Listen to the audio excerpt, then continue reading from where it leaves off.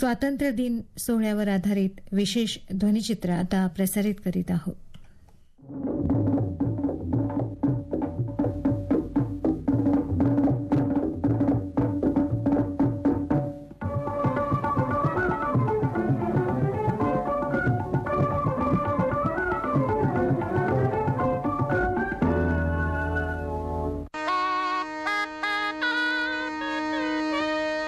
आकाशवाणी मुंबई सादर करत आहे देशाच्या स्वातंत्र्यप्राप्तीच्या अमृत महोत्सवी दिनानिमित्त विशेष ध्वनिचित्र.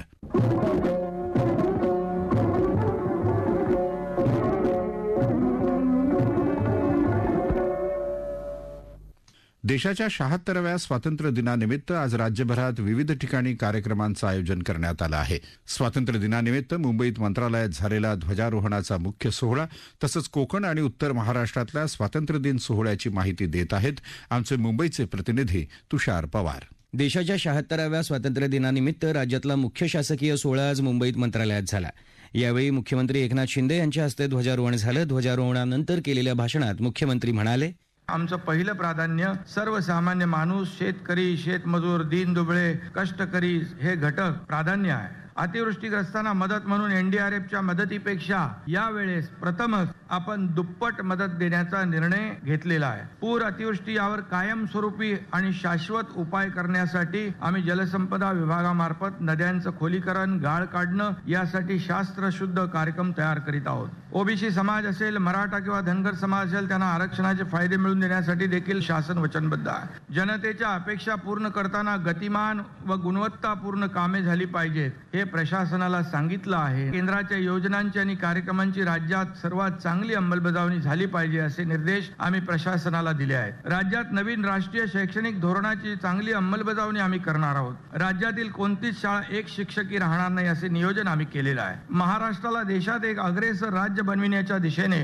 आपण आता वाटचाल सुरू केलेली आहे. आपण सर्वजण मिळून भारतीय स्वातंत्र्याच्या अमृत महोत्सवी वर्षानिमित्त देशाला आणि राज्याला प्रगतीपथावर नेण्याची शपथ घेऊया. मुंबई महानगरपालिका मुख्यालयात पालिकेचे प्रशासक आणि आयुक्त इक्बाल सिंह चहल यांच्या हस्ते ध्वजारोहण झालं.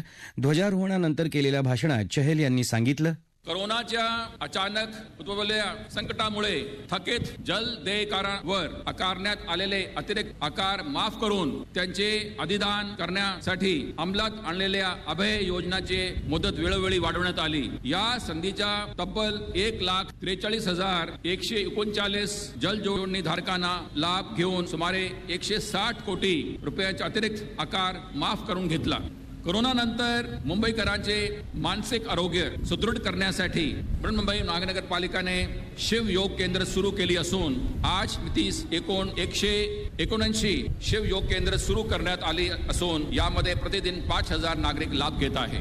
चालू शैक्षणिक वर्षामध्ये नवीन प्रवेशाकरिता मिशन ऍडमिशन 1 लाख या मोहीम अंतर्गत 1,15,000 नवीन प्रवेश झालेले आहे. हे एक विक्रम आहे. पश्चिम रेल्वेचं मुख्यालय असलेल्या चर्चगेट रेल्वे स्थानक परिसरात पश्चिम रेल्वेचे प्रभारी महाव्यवस्थापक प्रकाश बुटानी यांच्या हस्ते ध्वजारोहण झालं. ध्वजारोहणानंतर केलेल्या भाषणात बुटानी म्हणाले, कोविड महामारी के कारण लॉकडाउन के बाद सभी निलंबित ट्रेनों को चरणबद्ध तरीके से बहाल कर दिया गया. हम कोविड पूर्ण अवधि के दौरान चलाई जा रही 580 ट्रेनों के मुकाबले 634 मेल एक्सप्रेस ट्रेन चला रहे हैं. साथ ही 247 पैसेंजर ट्रेनों को पैसेंजर स्पेशल ट्रेनों के रूप में बहाल किया गया है. इसके अलावा यात्रियों की सुविधा के लिए पश्चिम रेलवे के से आरंभ होने वाली मेल एक्सप्रेस ट्रेनों में द्वितीय श्रेणी की सीटिंग कोचों को अनारक्षित कर दिया गया है. कनेक्टिविटी को बढ़ावा देने के लिए हमने चालू वर्ष में 4 नई ट्रेन सेवाएं शुरू की हैं. पश्चिम रेलवे के मुंबई उपनगरीय खंड पर एसी ट्रेनों को यात्रियों से अच्छा प्रतिसाद मिल रहा है. वर्तमान में पश्चिम रेलवे 48 एसी सेवाओं का परिचालन कर रही है. मध्य रेल्वेचं मुख्यालय असलेल्या छत्रपती शिवाजी महाराज रेल्वे स्थानकाच्या आवारात मध्य रेल्वेचे महाव्यवस्थापक अनिल कुमार लाहोटी यांच्या हस्ते ध्वजारोहण झालं. यावेळी केलेल्या भाषणात लाहोटी यांनी सांगितलं, मुंबई की उपनगरीय रेल प्रणाली इस शहर की जीवन रेखा है. मध्य रेल द्वारा इस पर प्रतिदिन 1,810 गाड़ियां चलाई जाती हैं.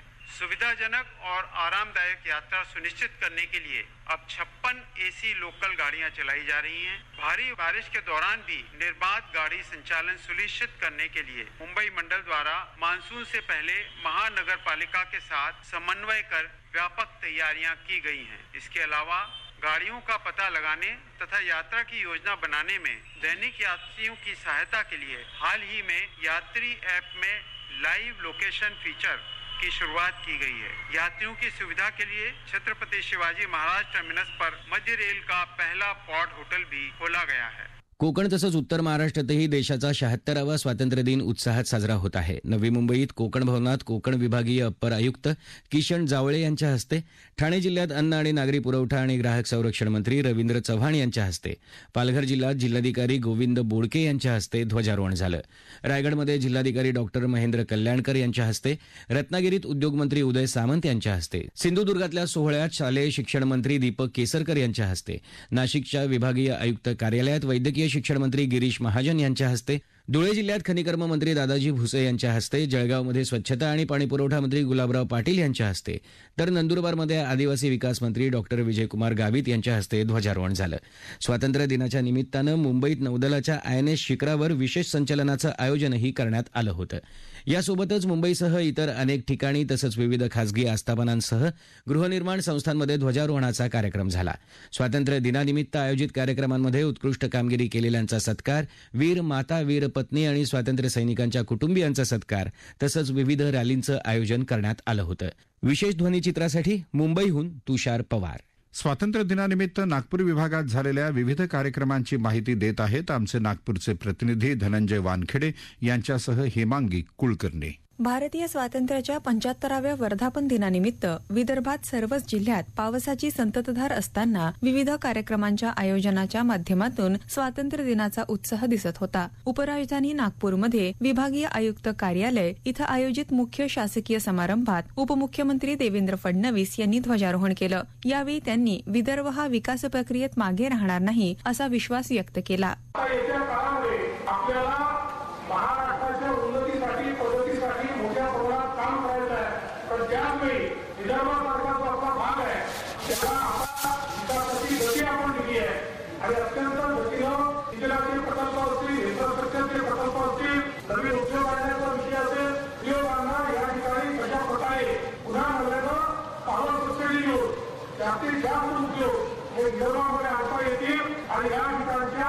आमच्या मुलांच्या हाताला कसं काम घेता येईल याचाही प्रयत्न आणि येत्या काळामध्ये आपण मोठ्या प्रमाणात तणाव देशातला आयकॉनिक इन्स्टिट्यूशन या सगळ्या नागपूरमध्ये या ठिकाणी आपल्याला पाहायला मिळत आहे. नागपुरातील राष्ट्रीय स्वयंसेवक संघ मुख्यालयात सरसंघचालक डॉक्टर मोहन भागवत यांच्या प्रमुख उपस्थितीत ध्वजारोहण करण्यात आलं. आपण देशाला, समाजाला काय देतोय याचा विचार करायला हवा. ज्यावेळी हा संकल्प आपण पूर्ण करू तेव्हा विश्व आश्चर्यानं आपल्याकडे पाहिल असं मत सरसंघचालक भागवत यांनी व्यक्त केलं. राज्याचे वन, सांस्कृतिक कार्य, मत्स्य व्यवसाय खात्याचे मंत्री सुधीर मुनगंटीवार यांनी चंद्रपूर इथं शासकीय ध्वजारोहण केलं. नक्षलग्रस्त भागात पोलीस दल अधिक सक्षम करण्यासाठी भारत बटालियन 4 ची स्थापना करण्याचा निर्णय झाला असल्याची माहिती सुधीर मुनगंटीवार यांनी दिली. भारत बटालियन क्रमांक 4 ची स्थापना करण्यात आली आहे. साधारणतः 1007 पदांना मंजुरी दिली आहे आणि या पदाच्या माध्यमात हा जो नक्षलग्रस्त बेल्ट आहे गडचिरोली, गोंदिया आणि चंद्रपूर यामध्ये तातडीने जेव्हा आपल्याला पोलिसांची शक्ती, पोलीस बळ उपलब्ध करायचं असतं तेव्हा हे बटालियन कोर्टी मक्ता या ठिकाणी तत्पर असेल. त्या दृष्टीने कोर्टी मक्तामध्ये जमीन सुद्धा हस्तांतरित करण्यात आली आहे. या बटालियन मध्ये जी रिक्रुटमेंट करायची आहे ती गडचिरोली, गोंदिया आणि चंद्रपूरच्या युवक युवतींच्या माध्यमातून केली जाणार आहे. यवतमाळ इथं राज्याचे अन्न आणि औषध प्रशासन मंत्री संजय राठोड यांच्या हस्ते यवतमाळ इथल्या जिल्हाधिकारी कार्यालयात ध्वजारोहण करण्यात आलं. देशाच्या प्रगतीसाठी हक्कांबरोबरच कर्तव्याचं पालनही कसोशीनं करण्याचा निर्धार आजच्या दिनी करूया असं आवाहन विभागीय आयुक्त डॉक्टर दिलीप पांढरपट्टे यांनी आज अमरावती इथं ध्वजारोहण केल्यानंतर केलं. गोंदिया जिल्ह्याच्या सर्वांगीण विकासासाठी कटिबद्ध होऊन जिल्हा अग्रेसर ठेवूया असं प्रतिपादन जिल्हाधिकारी नयना गुंडे यांनी मुख्य ध्वजारोहण कार्यक्रमात केलं. अकोला इथं झेंडावंदन समारोह जिल्हाधिकारी नीमा अरोरा यांच्या हस्ते पार पडला. भंडाऱ्यात 75वा स्वातंत्र्य दिन पोलीस कवायती मैदानावर साजरा करण्यात आला.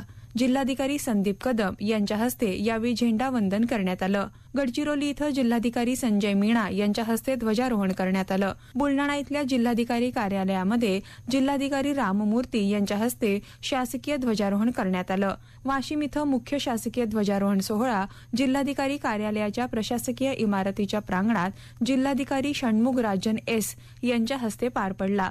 वर्धा इथं मुख्य ध्वजारोहण सोहळा जिल्हा क्रीडा संकुल इथं जिल्हाधिकारी प्रेरणा देशभ्रतार यांच्या हस्ते ध्वजारोहण करून पार पडला. स्वातंत्र्य दिनानिमित्त विशेष ध्वनिचित्रासाठी आकाशवाणी नागपूरहून धनंजय वानखेडे यांच्यासह मी हेमांगी कुलकर्णी.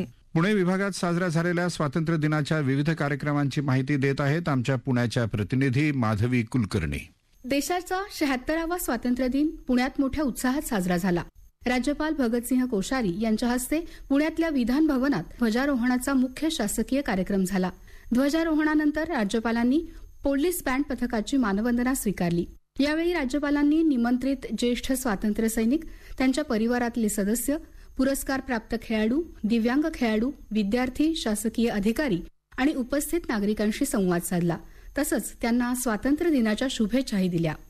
अपंग कल्याण राज्य पुरस्कार मिळालेले अजित कुटे हे देखील या कार्यक्रमात सहभागी झाले होते. यावेळी त्यांनी आकाशवाणीकडे आपल्या भावना व्यक्त केल्या. मी एका वर्कशॉपला इडार्च नावाच्या एका संस्थेत मी प्लास्टिक मोल्डिंगचं काम करत होतो आणि मला शासनाचा अपंग कल्याण राज्य पुरस्कार जो प्राप्त झालाय त्याच्याबरोबर एक विशेष कार्यकारी अधिकारी मला दर्जा मिळाला. पुणे जिल्हाधिकारी कार्यालयात तसंच शनिवारवाडा इथं जिल्हाधिकारी डॉक्टर राजेश देशमुख यांच्या हस्ते ध्वजारोहण झालं. सावित्रीबाई फुले पुणे विद्यापीठामध्ये मुख्य इमारतीच्या प्रांगणात झालेल्या कार्यक्रमात कुलगुरू डॉक्टर कारभारी काळे यांच्या हस्ते ध्वजारोहण झालं. महाराष्ट्र राज्य माध्यमिक आणि उच्च माध्यमिक शिक्षण मंडळाच्या कार्यालयातही ध्वजारोहणाचा कार्यक्रम झाला. संस्कार भारतीतर्फे आज सकाळी 6:30 वाजता पुण्यातल्या विविध ठिकाणी वंदे मातरम या गीताचं गायन झालं. स्वातंत्र्य दिनाच्या पूर्वसंध्येला शहरातल्या विविध प्रशासकीय इमारती, शासकीय कार्यालय, शैक्षणिक संस्था इतकंच नाही तर शहरातल्या विविध पुलांवरही तिरंगा राष्ट्रध्वजाच्या रंगांची विद्युत रोषणाई करण्यात आली होती. खडकवासला धरणही राष्ट्रध्वजाच्या 3 रंगांनी उजळून निघालं होतं. ध्वनिचित्र कार्यक्रमासाठी पुण्याहून माधवी कुलकर्णी. औरंगाबाद विभागातही स्वातंत्र्य दिनानिमित्त विविध कार्यक्रम झाले. याविषयी माहिती देत आहेत आमच्या औरंगाबादच्या प्रतिनिधी वैभवी जोशी. स्वातंत्र्याला 75 वर्ष पूर्ण झाल्याच्या पार्श्वभूमीवर आझादी का अमृत महोत्सव गेल्या वर्षभर साजरा करण्यात आला. मराठवाड्यात सर्वत्र स्वातंत्र्य दिनाचा उत्साह आहे. हा उत्साह हर घर तिरंगा मोहिमेमुळे द्विगुणित झाला आहे. औरंगाबाद इथं मुख्य शासकीय ध्वजारोहण विभागीय आयुक्त कार्यालयाच्या प्रांगणात रोजगार हमी योजना तसंच फलोत्पादन मंत्री संदीपान भुमरे यांच्या हस्ते झालं. औरंगाबाद जिल्हा आज अनेक क्षेत्रात अग्रेसर असल्याचं सांगत ते म्हणाले, आपला जिल्हा आज अनेक क्षेत्रात अग्रेसर आहे. प्रधानमंत्री मातृत्व वंदना योजनेअंतर्गत उद्दिष्टाच्या 115% काम पूर्ण करून सन 2021-22 मध्ये आपल्या जिल्ह्याने राज्यात दुसरा क्रमांक पटकावला आहे. मतदार यादी पुनरीक्षणात आपला जिल्हा विभागात प्रथम क्रमांकावर आहे. आपला जिल्हा महाआवाज ग्रामीण अभियानामध्ये विभागात प्रथम आहे. प्रधानमंत्री सूक्ष्म अन्न प्रक्रिया उद्योगामध्ये आपले राज्य देशात तर आपला जिल्हा राज्यात प्रथम क्रमांकावर आहे. 85 लाख झाडे लावून त्याचे संगोपन केले. 127% उद्दिष्ट साध्य करण्यात आपला जिल्हा यशस्वी झाला आहे. जालना इथं मुख्य शासकीय ध्वजारोहण कृषी मंत्री अब्दुल सत्तार यांच्या हस्ते झालं. परभणी इथं सहकार मंत्री अतुल सावे यांच्या हस्ते मुख्य शासकीय ध्वजारोहण झालं. नवभारताचं स्वप्न साकारण्यासाठी भारत मातेची एकजुटीनं सेवा करू असं आवाहन त्यांनी केलं. उस्मानाबाद इथं मुख्य शासकीय ध्वजारोहण सार्वजनिक आरोग्य मंत्री डॉक्टर तानाजी सावंत यांच्या हस्ते झालं. यावेळी त्यांनी हुतात्मा स्मृतिस्तंभाला पुष्पचक्र अर्पण केलं. यावेळी बोलताना सावंत यांनी जिल्ह्यात अतिवृष्टीमुळे झालेल्या नुकसानीचे पंचनामे तातडीनं पूर्ण करण्याचे आदेश प्रशासनाला दिल्याचं सांगितलं. नांदेड इथं मुख्य शासकीय ध्वजारोहण जिल्हाधिकारी डॉक्टर विपिन इटनकर यांच्या हस्ते झालं. बीड इथं मुख्य शासकीय ध्वजारोहण जिल्हाधिकारी राधाविनोद शर्मा यांच्या हस्ते झालं. लातूर इथं मुख्य शासकीय ध्वजारोहण जिल्हाधिकारी पृथ्वीराज बीपी यांच्या हस्ते झालं. हिंगोली इथं जिल्हाधिकारी जितेंद्र पापळकर यांच्या हस्ते मुख्य ध्वजारोहण झालं. विशेष ध्वनिचित्रासाठी मी वैभवी जोशी, आकाशवाणी औरंगाबाद.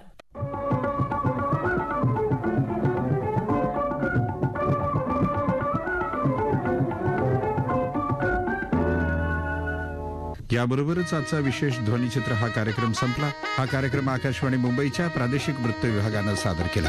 सादरकर्ते आणि संपादन सरस्वती कोवळेकर, निर्मिती सहाय्य गुरुनाथ तेरवणकर, लेखन तुषार पवार आणि निवेदन राजेश शिरभाते.